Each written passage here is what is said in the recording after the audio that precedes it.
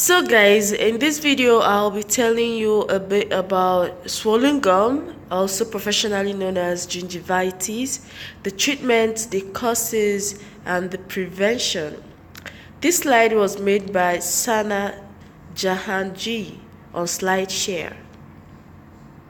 The contents of this slide include definition of gingivitis or swollen gum, classification of gingivitis, signs and symptoms, causes, diagnosis, treatment, complications, and prevention. You don't have to brush all your teeth, just the ones you want to keep. And I know you want to keep all your teeth. Definition of gingivitis. Gingivitis or swollen gum is a reversible oral disease, that's mouth disease, that refers to the gingival inflammation induced by bacterial biofilms, also called plaque, adherent to the tooth surfaces.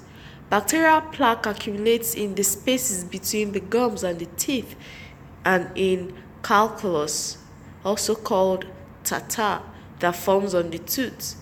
If left untreated, gingivitis can progress to periodontitis, which is more serious and can eventually lead to the loss of the teeth. The gingiva is the medical term for the gum. So periodontitis is inflammation or disease of the tooth-supporting tissues. Difference between a healthy gum and a diseased gum. The diseased gum is to the left and the healthy gum is to the right. As you can see, the diseased gum, there is a space between the tooth and the gum. This means a periodontal pocket, and food can pack there and cause you pain. On a healthy gingiva or gum to the right, the gingiva is attached to the neck of the tooth, completely sealed. Classification of gingivitis. 1 is acute gingivitis, recurrent gingivitis, chronic gingivitis. So definition of acute gingivitis, it is of sudden onset and short duration and can be painful. A less severe form of acute condition is called subacute. For the recurrent, reappears after eliminated by a treatment or disappearing spontaneously. For the chronic, slow in onset and long duration, is painless, inflammation persists or resolves, and normal areas become inflamed. Signs and symptoms. Bright red or purple gums, shiny gums, gums that are painless except when pressure is applied, gums that easily bleed, especially when you're brushing, and especially when you floss, receding gum lines, bad breath, inflammation, that's swollen gums, soft gums. Causes: buildup of bacterial plaque on the teeth, adjacent gingivae, and pockets between teeth and gums, releasing toxins that cause an inflammatory response.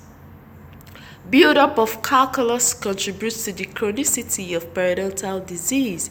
If plaque is not removed, it forms a hard mass commonly called tartar, which traps bacteria that causes gingivitis. Smoking tobacco is another cause.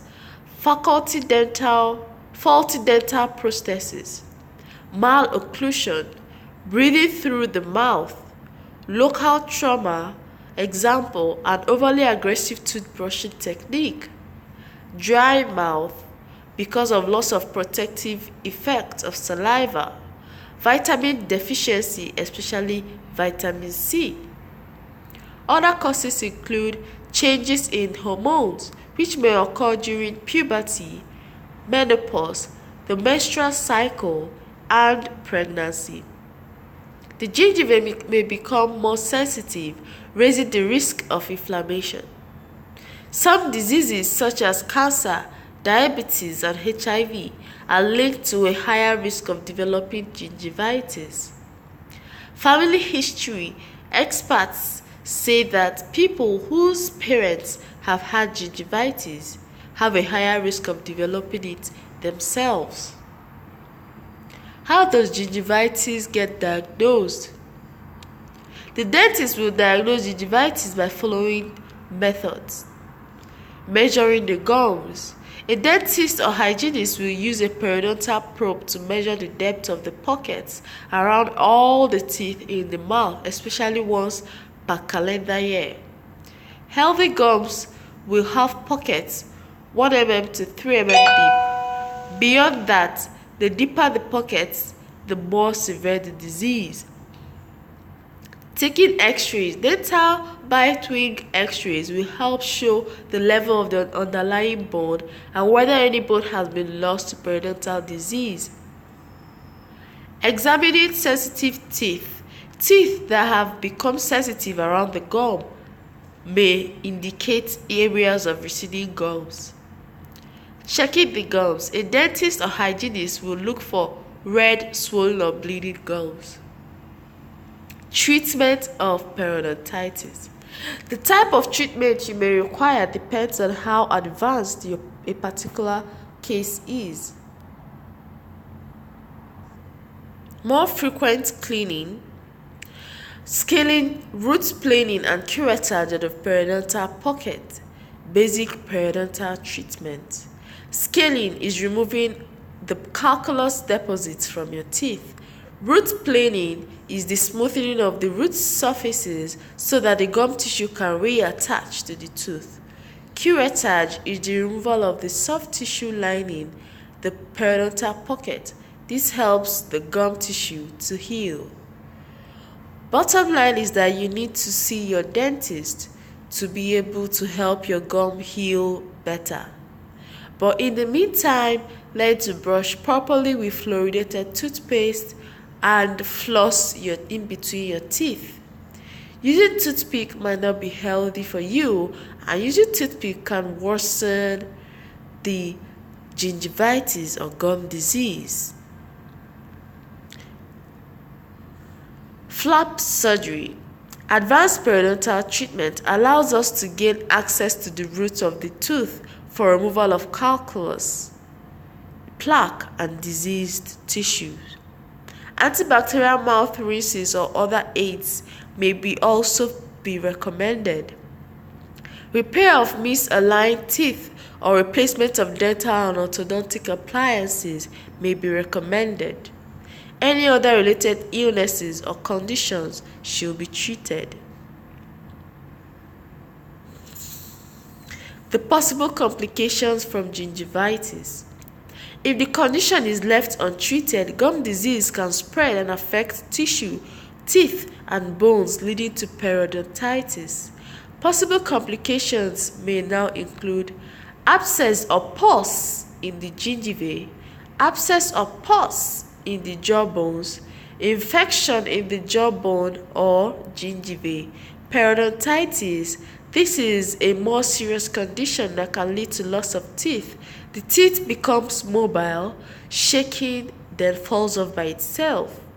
Recurrent gingivitis, trench mouth, ulceration of the gums caused by bacterial infection. Prevention. What you can do at home. Brush your teeth at least twice a day. Floss your teeth at least once a day. Regularly rinse your mouth with an antiseptic mouthwash. Avoid smoking. Avoid refined sugars between meals. Drink plenty of water. Water increases production of saliva, which has a protective effect on teeth and gums. Ensure adequate intake of vitamin C.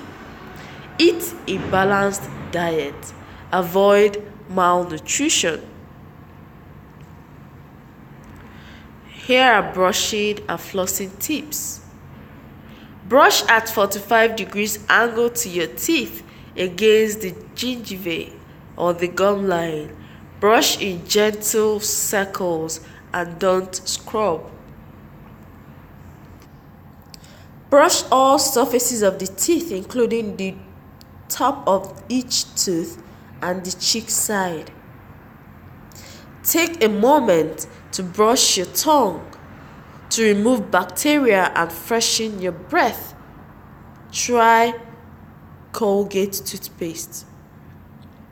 Flossing tips.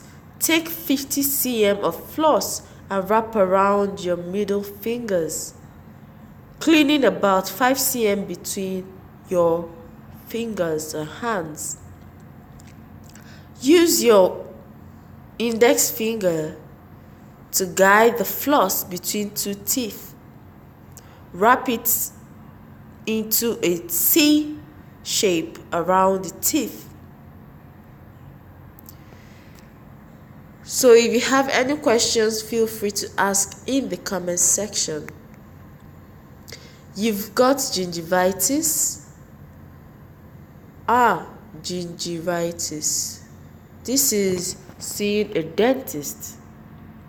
I'll see you guys in my next video. Feel free to ask me any questions and click the red subscribe button to subscribe to my YouTube channel.